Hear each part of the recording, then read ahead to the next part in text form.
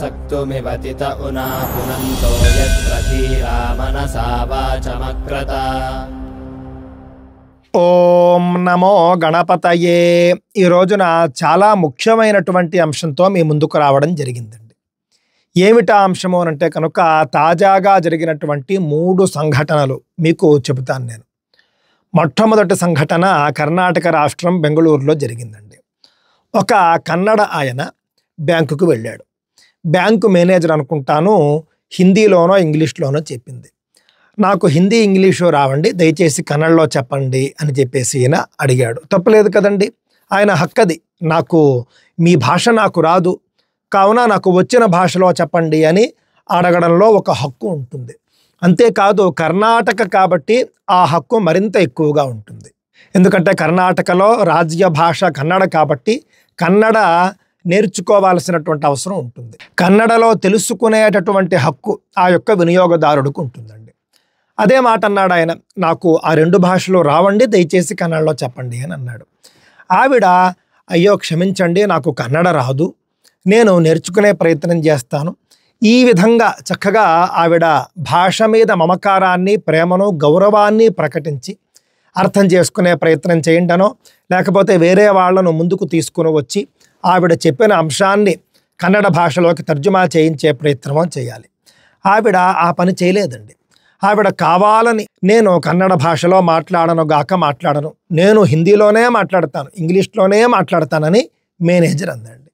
ఎందుకంది?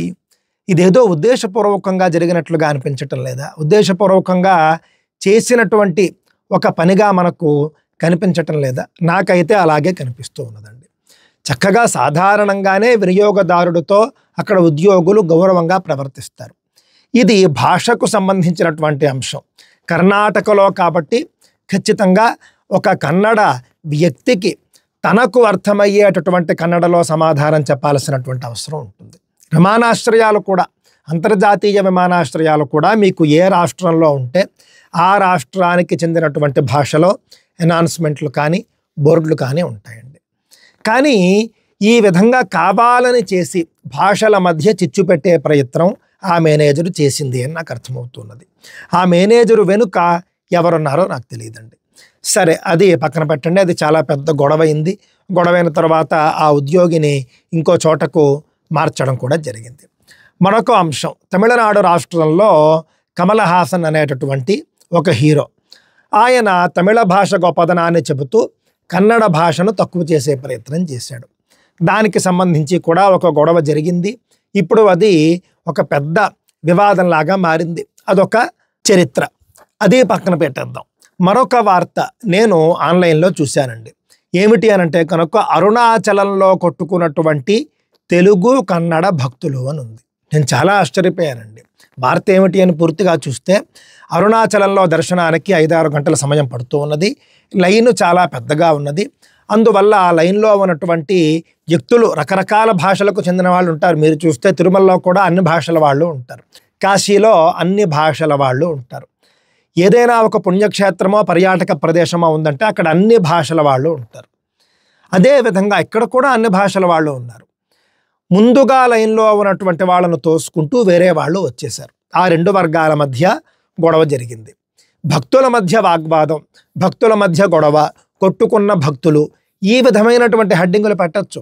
ఒక తెలుగు ఛానల్ వాళ్ళు ఏం పెట్టారంటే తెలుగు భక్తులు మరియు కన్నడ భక్తుల మధ్య గొడవ అని చెప్పేసి, తెలుగు కర్ణాటక భక్తుల మధ్య బాహాబాహి అని టైటిల్ పెట్టి అరుణాచలంలో దర్శనం కోసం వేచి ఉన్నటువంటి భక్తులు కొట్టుకున్నారు అనే వార్త లోపల చెప్పారండి.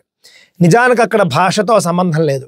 కొంతమంది కామెంట్లు చేశారు, టైటిల్ ఎందుకు ఇలా పెట్టారండి, తెలుగు వాళ్ళు కన్నడ వాళ్ళు అని ఎందుకు మీరు పెట్టడం జరిగింది? ఆ విధంగా కొత్తగా ఈ 2 భాషల వాళ్ళ మధ్య కూడా గొడవలు పెరిగే అవకాశం ఉంది కదా అని చెప్పేసి వెంటనే తాజాగా ఆ టైటిల్ తొలగించారు. తొలగించి మామూలు టైటిల్ అరుణాచలంలో కొట్టుకున్నటువంటి భక్తులు అని చెప్పేసి పెట్టారండి. ఇంత బాధ్యతారాహిత్యంగా ఏ విధంగా ఉంటారండి? అక్కడ మనం చూసుకుంటే స్టేట్ బ్యాంక్ ఆఫ్ ఇండియా బెంగళూరులో నేను కన్నడ మాట్లాడను అని చెప్పడం ద్వారా కావాలని 2 భాషల మధ్య వైషమ్యాలు పెంచే ప్రయత్నం చేశారు ఒక వర్గానికి చెందినటువంటి వాళ్ళు. ఏ వర్గమో నాకు తెలియదు, అందుకే ఒక వర్గం అని చెబుతున్నాను.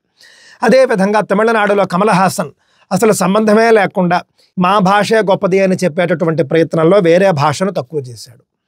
ఇవన్నీ కూడా చూస్తూ ఉంటే నాకు అనిపిస్తోందండి, హిందువుల్ని భాషాపరంగా విడగొడుతూ ఉన్నారు. భాషాపరంగా హిందువుల్ని విడగొట్టేటటువంటి తీవ్రమైన కుట్రకు పాల్పడుతూ ఉన్నారు. గత దశాబ్దాలుగా జరిగినటువంటిది నేటికీ కొనసాగుతోంది. ఇంకా కూడా దాన్ని పెంచి పోషించే ప్రయత్నం చేస్తూ ఉన్నారు. నేను చాలా ఉపన్యాసాల్లో చెప్పానండి. రాజరాజ చోళుడు అనేటటువంటి రాజు ఉన్నాడు. ఆ రాజవంశం చోళ వంశం ఉంది.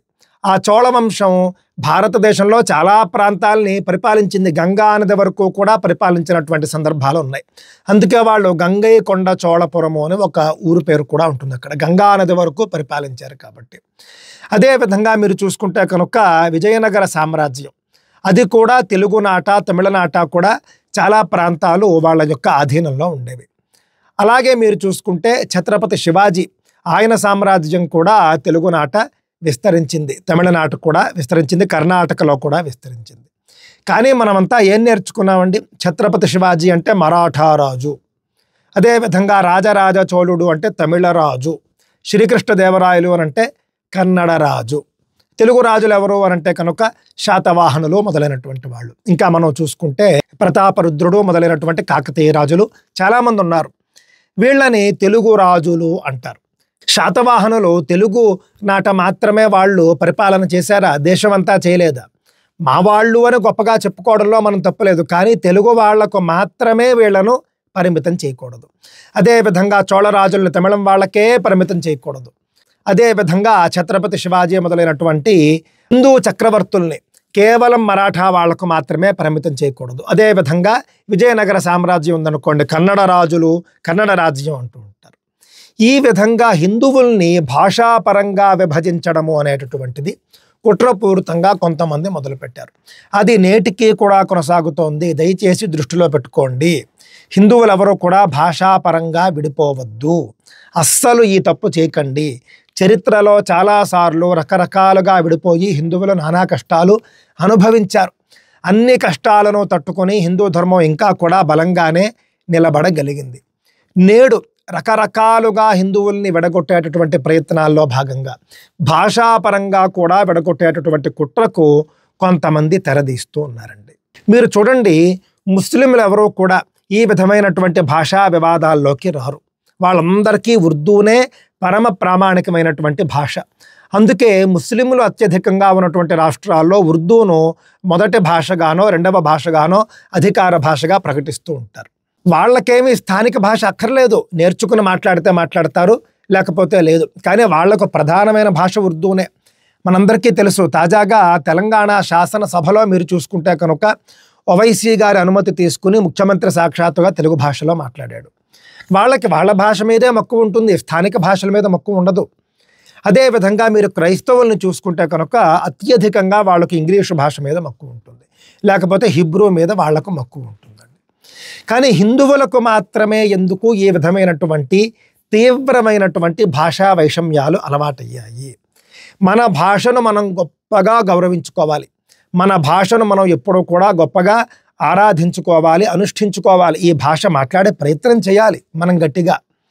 అదేవిధంగా మనం వేరే భాషలకు చెందినటువంటి రాష్ట్రాల్లో ఉన్నప్పుడు ఆ రాష్ట్రంలో అధికార భాషలు ఏవైతే ఉంటాయో వాటిని మనం గౌరవించాలి, ముందుగా నేర్చుకునే ప్రయత్నం చేయాలి. అందరికీ అంత తొందరగా కొత్త విషయాలు రావండి, కొత్త భాషలు నేర్చుకోలేరు అందరూ. అలాంటి వాళ్ళు ఏం చేయాలి? కనీసం ఆయా భాషల మీద గౌరవాన్ని ప్రకటిస్తూ పనులు చక్కబెట్టుకోవాలి. అలా కాకుండా ఈ విధంగా ఎస్బీఐ మేనేజర్ లాగా ప్రవర్తించకూడదు. ఏది ఏమైనప్పటికీ కూడా అత్యధికంగా భాషా వివాదాల్లో పాల్గొనేటటువంటి వాళ్ళు హిందువులు మాత్రమే. భాషాపరంగా విడిపోయేటటువంటి వాళ్ళు హిందువులు మాత్రమే. మీరు కశ్మీర్లో చూస్తే కనుక, పహల్గామ్ దాడిలో మీరు చూస్తే కనుక, నువ్వు ఏ భాష వాడివి అని చూసి వాళ్ళు చంపలేదు, నువ్వు హిందువా కాదా అని మాత్రమే వాళ్ళు తనిఖీ చేసుకున్నారు, చంపారు. అక్కడ చనిపోయినటువంటి వాళ్ళలో అన్ని భాషల వాళ్ళు ఉన్నారు. కన్నడ వాళ్ళు ఉన్నారు, అలాగే తెలుగు వాళ్ళు ఉన్నారు, మిగిలినటువంటి భాషల వాళ్ళు కూడా ఉన్నారండి. కావున ప్రపంచం హిందువుల్ని హిందువులుగానే చూస్తుంది, భారతీయుల్ని భారతీయులుగానే చూస్తుంది. కానీ నువ్వు తెలుగువాడివి, నువ్వు తమిళం వాడివి, నువ్వు కన్నడ వాడివి అని ప్రపంచం చూడదు, ఇతర మతాల వాళ్ళు చూడరు. దృష్టిలో పెట్టుకోండి. భాషల గురించి ఎంత గట్టిగా మాట్లాడేటటువంటి వాళ్ళు, భాషా మమకారాన్ని ఇంత గొప్పగా చాటేటటువంటి కమల్ హాసన్ కావచ్చు, మరొకరు కావచ్చు. ముందు మీ మాతృభాషని ఇంగ్లీషు పదాలు లేకుండా మాట్లాడే ప్రయత్నం చేయండి. అది మీరు మీ భాషకు చేసేటటువంటి గొప్ప ఉపకారం. ఆ విధంగా చేయడం మానేసి నా భాష నాకు గొప్పది అని చెప్పేసి చెప్పుకోవడం వల్ల ప్రయోజనం లేదు. తెలుగు భాషను మనం రక్షించడము అనంటే కనుక తెలుగు భాషకు సంబంధించినటువంటి ఉద్యమాలు చేయడం ఏ విధంగా అయితే పొట్టి శ్రీరాములు మొదలైనటువంటి వాళ్ళు చేశారో ఆ విధంగా ఉద్యమాలు చేయడం అనేది ఎంత ప్రత్యేకమైన అంశమో, ఎంత ఉన్నతమైనటువంటి అంశమో. తెలుగు భాష సంపూర్ణంగా మనం మాట్లాడే ప్రయత్నం చేయడం కూడా అంతే ఉత్తమమైనటువంటి పని. మనం ఆచరించకుండా ఏ విధంగా రక్షిస్తామండి భాషని? భాష మనం సంపూర్ణంగా మాట్లాడితేనే కదా. మన వాళ్ళు చిన్నప్పటి నుండి పిల్లల చేత ఇంగ్లీషు గలగలా మాట్లాడించేయాలని చెప్పేసి ప్రయత్నం చేస్తూ ఉంటారు. కానీ మా అబ్బాయి తెలుగు స్పష్టంగా మాట్లాడాలి అని కోరుకునేటటువంటి తెలుగు వాళ్ళు ఎంతమంది ఉన్నారు? కావున భాషను రక్షించడము అనంటే ముందు మనం మాట్లాడడం, మన పిల్లలకు స్పష్టంగా మాట్లాడే విధంగా నేర్పించడం. మాతృభాష పూర్తిగా వచ్చిన తర్వాత అప్పుడు ఇతర భాషలు నేర్పించే ప్రయత్నం చేయాలి. అలా లేదండి, మన వాళ్ళకి ఇదో జాడ్యం, ఇంకా వాడికి అన్నప్రాసన కూడా అయి ఉండదు, అప్పటి నుండే ఇంగ్లీష్ పదాలు. ఎవరికి కావాలండి? ముందు మాతృభాష పూర్తిగా వస్తేనే వాడి యొక్క మెదడు పూర్తిగా వికసితం అవుతుంది. ఆ తర్వాత వాడు ఏ భాషనైనా వాడు నేర్చుకోగలుగుతాడు. అలా ప్రయత్నం చేయాలి. భాషా మమకారము అనంటే అది. నువ్వు మాట్లాడు, మీ ఇంట్లో మాట్లాడేలా చూడు. ఆ తర్వాత నువ్వు భాష గురించి ఉద్యమాలే చేస్తావో వేరే ఏ పనులు చేస్తావో చెయ్యి. ఇది వదిలేసి భాషకు సంబంధించినటువంటి వైషమ్యాల్లోకి మాత్రం బాగా దూరుతూ ఉంటారు హిందువులు. కావున నువ్వు తమిళ హిందువువైనా, కన్నడ హిందువువైనా, ఏ హిందువువైనా నువ్వు హిందువువి. అంతేకాని నేను తమిళం వాడిని, నేను తెలుగు వాడిని, నేను కన్నడ వాడిని అని చెప్పేసి దయచేసి ఈ విధంగా విడిపోకండి. మనకు తమిళ భాషన్నా గౌరవమే, కన్నడ భాషన్నా కూడా మనకు గౌరవమే. అదేవిధంగా తెలుగువాడిలో ఉన్నటువంటి ఒక గొప్పతనం ఏమిటి అని అంటేనండి, తెలుగు వాళ్లకు వాళ్ళ భాష మీద మమకారం ఉంటుంది. అదేవిధంగా ఇతర భాషలను కూడా అంతే సమానంగా గౌరవిస్తాడు తెలుగువాడు. ఇది మన వాళ్లకు ఉన్నటువంటి గొప్ప లక్షణం. ఇది అందరికీ రావాలి అని చెప్పేసి కోరుకుంటూ ఉన్నాను. అదేవిధంగా కన్నడ కావచ్చు, తమిళం కావచ్చు, భాష ఏదైనా సరే అన్ని భాషలకు కూడా సంస్కృతం మూలము అని చెప్పేసి మనమంతా భావిస్తున్నాం కదా.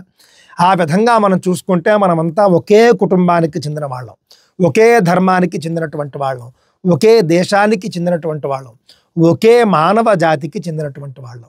ఇప్పటికైనా హిందువులు భాషాపరంగా విడిపోకుండా ఐక్యంగా ఉండే ప్రయత్నం చేద్దాం. స్వస్తి.